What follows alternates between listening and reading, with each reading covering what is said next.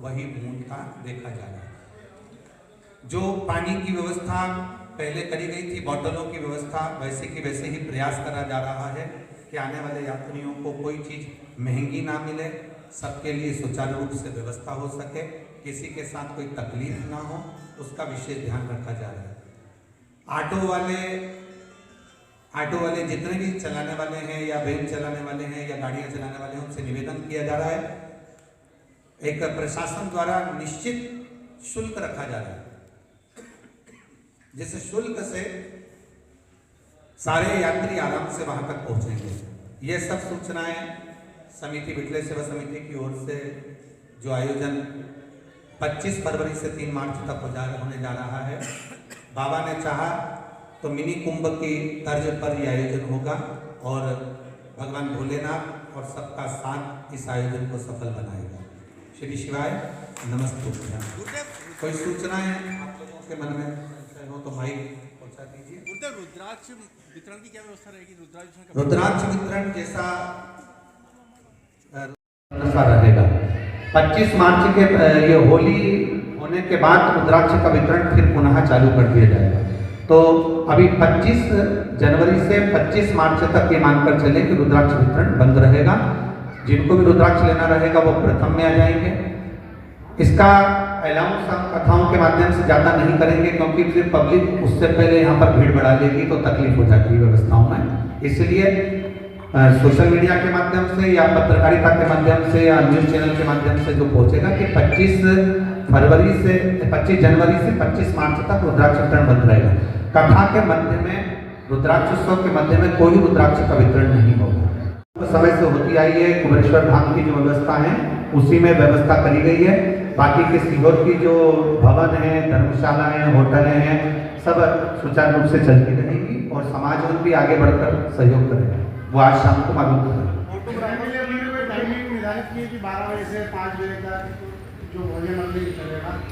भोजन व्यवस्था जैसे सुबह चालू हो जाता है 10 बजे, तो शाम को 7 बजे तक भोजन चलता है। वैसा कि वैसा ही भोजन कर चलता रहेगा, क्योंकि बंद करने पर थोड़ी भीड़ बढ़ जाती है। तो वो बंद ना करें, जिसको भूख लगेगी वो भोजन आराम से करे और आराम से अपने स्थान पर बैठ कर। फोटोग्राफर के लिए गुरुदेव को कार्ड समझ जाए। जो फोटोग्राफर के लिए पिछली बार से जो व्यवस्था करी गई थी वैसी की वैसी व्यवस्था, कार्ड की व्यवस्था करी जाएगी। अब की बार पत्रकार बंधुओं के लिए पिछली बार जो पारिवारिक कार्ड नहीं मिल पाया था, तो इस बार उनके परिवार के लिए भी कार्ड की व्यवस्था करी जा रही है, जिससे उनके परिवार के लोग आराम से वहां जाकर बैठ सकें और कथा का रसपान श्रवण कर सकें। गुरुजी, जिस प्रकार से रुद्राक्ष महोत्सव में बहुत सारी भीड़ रहती है, क्या समिति की तरफ से भी भक्तों के लिए कुछ ऐसी व्यवस्था की जाएगी रुद्राक्ष स्थल पर जो बताओ नहीं वहाँ तक के लिए? रुद्राक्ष वितरण के लिए स्थल पे कथा सुनने के लिए रेलवे स्टेशन से जब कल बात हुई तो उसमें ऐसा कहा गया कि जो लोग नए नए ऑटो उठाए हैं, कई लोग वैन उठाए हैं, कई लोगों ने कर्जे से उठाया है, तो उन लोगों को नुकसान ना हो।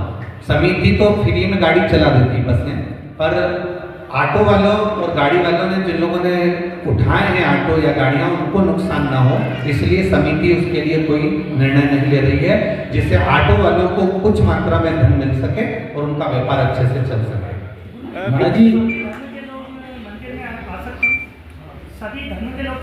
बिल्कुल, शंकर तो सबके हैं, शिव सबके हैं और सभी को इस आयोजन में सम्मिलित होना चाहिए। सब धर्म के आए में कोई दिक्कत नहीं, पर बाबा का भजन करें, स्मरण करें और जो सनातन धर्म को मानता हो वो मंदिर तक पहुंचे।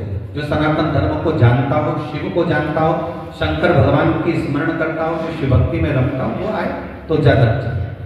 रुकने के लिए कोई टाइम देते हैं कि भोजन की व्यवस्था अच्छी होती है, जल की व्यवस्था भी बढ़िया होती है, लेकिन एक कमी हमें हमेशा देखने को मिलती है, शौचालय की व्यवस्था पर्याप्त नहीं हो पाती है। देखिए, शौचालय व्यवस्था में तो 275 शौचालय इस बार, पिछली बार जो 100 बनाए गए थे, अब की बार 275 शौचालय कथा स्थल पंडाल में बनाए जा रहे हैं और 100 शौचालय अंदर की ओर निर्मित किए जा रहे हैं। ऐसे 375 शौचालय की व्यवस्था समिति ने करी है। उसके अलावा आष्टा, इछावर, सीहोर, भोपाल की 40 शौचालय वहाँ पहुँचेंगे तो लगभग वो 150 के करीब में हो जाएंगे। तो ऐसे मिला के 500 से 600 शौचालय की व्यवस्था करी जाएगी तो वो व्यवस्थाएं कर रहे हैं। रुकने के लिए टेंट सिटी की कोई व्यवस्था की जा रही है क्या? स्थायी टेंट बनाए जाएं? नहीं, स्थायी टेंट में बस केवल जो डोम और पंडाल लगते हैं वही बनाए जाएंगे, क्योंकि अस्थायी अगर टेंट बना देते हैं तो किसको दिए जाए और किसको प्रदान किए जाए, सभी लोग वहाँ आते हैं, तो इसलिए ऐसी व्यवस्था नहीं करी गई है। जब ठाकुर जी का, भोलेनाथ जी की जब प्राण प्रतिष्ठा होगी तब प्रदेश वाइज टेंट लगाए जाएंगे, तो उसकी व्यवस्था अभी से चालू करिए। जब भी ओपनिंग होगा, मंदिर का प्रारंभ होगा, तो उसमें मध्य प्रदेश का, गुजरात का, राजस्थान का, छत्तीसगढ़ का, उत्तरांचल के, हिमाचल के, ऐसे टेंट अलग अलग उस समय पर लगाए जाएंगे। अभी तो एक ही पंडाल जो चालू होता है आखिरी तक जो चलते रहते हैं, उसी में भक्त के 1 बजे से 4 बजे तक शिव महापुराण की कथा चलेगी। सुबह बाबा का अभिषेक रहेगा 9 बजे से, जो 10 बजे बाबा की आरती होगी, और वही क्रम शाम को प्रदोष आरती का शाम को 6 बजे रहेगा। गुरुदेव शौचालय की बात करी थी अभी कि शौचालय की व्यवस्था थी, पिछली बार भी थी, बहुत शौचालयों में पानी की व्यवस्था नहीं थी, सबसे बड़ी बात थी।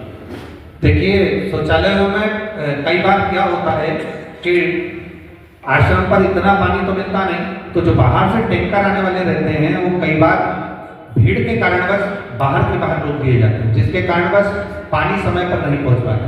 पर अब की बार कुछ बोर, कुएं गांव के भी जोड़े गए हैं जिनसे पानी को लाया जा रहा है, तो अब शौचालय में भी प्रयास पूरा है कि पानी की व्यवस्था पूर्ण है।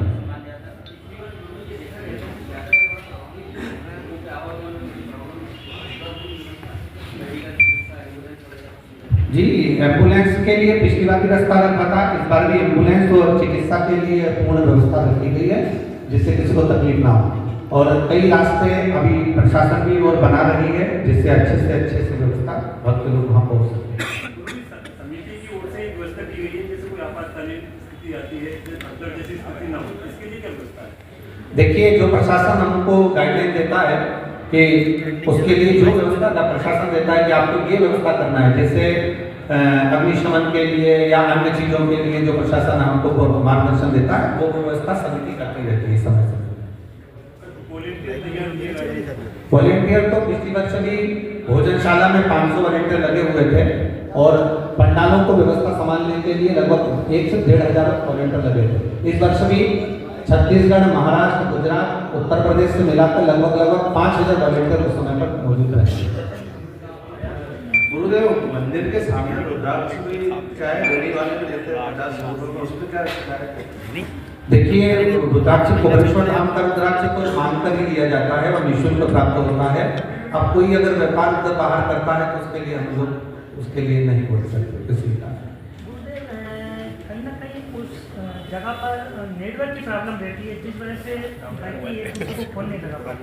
उसका प्रशासन भी कोई हल नहीं निकाल पा रहा है, तो हम लोगों के पास में भी क्या होता है कि बात करी गई है, परंतु उसमें ये होता है कि जैसे कुंभ हो रहा है तो कुंभ में अलग से टावर लगते हैं, यहाँ पर टावर की बात करते हैं तो कहने लगे हमारा जो अन्य टावर लगे हुए हैं वो फेल हो रहा है, तो इसीलिए अलग से टावर नहीं ले पा रहे हैं। हम लोग बात करें तो इसी के बाजू में चौराहे पे टावर लगे तो वो पूरे फेल हो रहा है। पंडित जी, इस बार के जो हमारा रुद्राक्ष महोत्सव है उसमें कौन कौन से वीआईपी पूरे देश से, पूरी दुनिया से आने की संभावना है? इस बार जो रुद्राक्ष महोत्सव मनाया जा रहा है, इसमें पूरी दुनिया से कौन कौन से वीआईपी लोगों के आने की संभावना है? देखिए, शंकर जी के सभी भक्त वीआईपी हैं और जिस सब निमंत्रण सभी को दिया जा रहा है, सभी जगह पर सभी को निमंत्रण दिया जा रहा है जो समय पर आ जावे बाबा के। कई बार क्या होता है कि हेलीकॉप्टर नहीं उतर पाता है, कई बार कोई व्यवस्थाएं हो जाती हैं जिसके कारण वैसे लोग रुक जाते हैं, पर सूचना सभी को दी गई है। बाबा का कार्यक्रम है, बाबा ही संभालने वाला है, तो विश्वास है कि सभी लोग अवश्य आएंगे। पिछली बार अधिकतर लोगों के मोबाइल रिचार्ज होने के कारण परिवार से नहीं मिल विठले सेवा समिति की जितनी दीवार रहती है, समिति की जो दीवार है, उन पूरी दीवारों पर चार्जर पॉइंट लगते हैं, हर साल लगते हैं, और पंडाल में अलग अलग जगह चार्जर पॉइंट छोड़े जाते हैं, पर ये देखा जाता है कि कहीं करंट ना पड़े, इसलिए उसका ध्यान रखते हुए तो दीवारों पर ही चार्जर पॉइंट जो पिछली बार ठोके गए थे, इस बार भी पूरे कोपरेश्वर धाम के आसपास दीवारों पर चार्जर पॉइंट लगाए गए। पंडित जी, दुर्घटनाएं रुकें उसके लिए क्या प्रबंध किए गए? क्योंकि हमेशा ये रहा है कि अपने यहाँ दुर्घटनाएं होती रही हैं। अपने यहाँ हमेशा ये रहा है कि दुर्घटनाएं होती रही हैं, जिससे कुछ लोग घायल भी हुए हैं, कुछ लोगों की मृत्यु भी हुई है।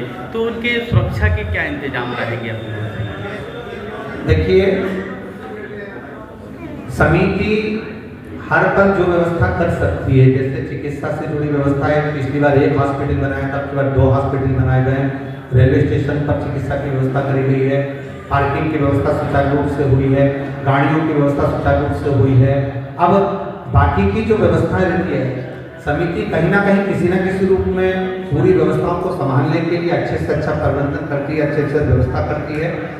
उसके बाद भी अगर कोई प्राकृतिक आपदा अगर आती है तो उसके लिए तो कोई जिम्मेदार होता नहीं है, पर समिति और प्रशासन पूर्ण तरह से मुस्तैदी से वहाँ लगा है। हर हर